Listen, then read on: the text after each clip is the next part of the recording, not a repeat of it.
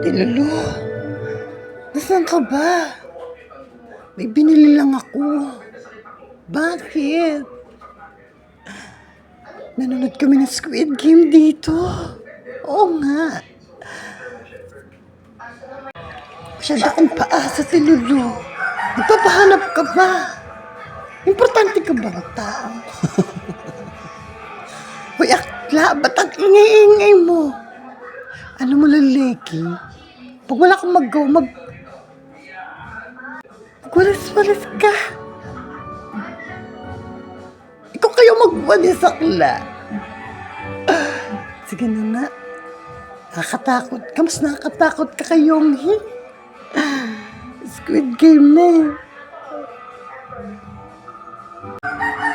Lulu, ang sarap ng mangga mo. Ano eh, hanat ka na lang. Nakakatakot, di ba, akla? Akin yan eh. Tingi lang eh. Tag-isa tayo kung saan. Ang sarap ng tinapay, di Lulu. Ang init. Ano eh. Sarap din yung mangga.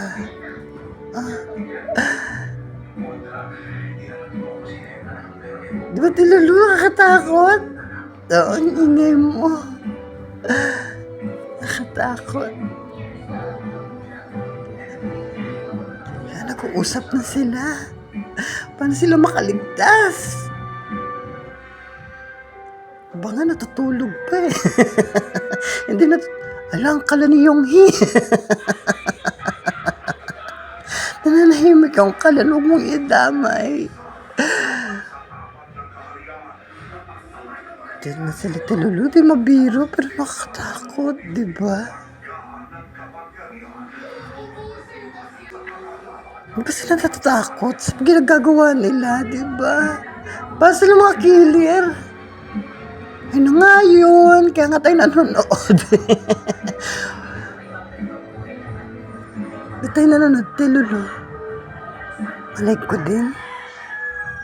Pero nakakatakot. Siyempre nakakatakot. Gusto ko mga nakakatakot minsan. Siyempre bago yan, viral pa nga, trending.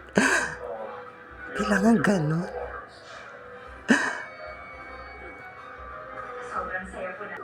Ate Lulu. Kasi yung pasok! Yung kalan ko po. Sige, kunin mo na. Viral ka ngayon.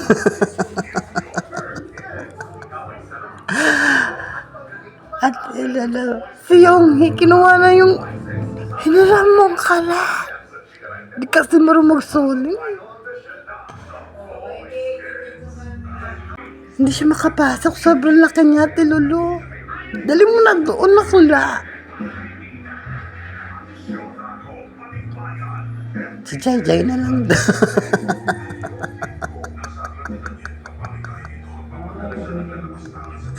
Bilis.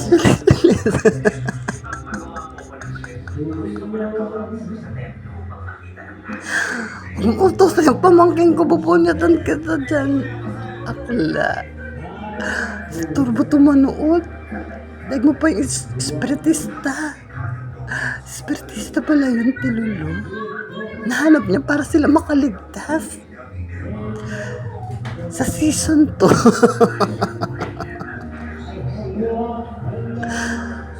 Mahal yan, be. Netflix yan. Nagbabayad tayo na renta buwan-buwan.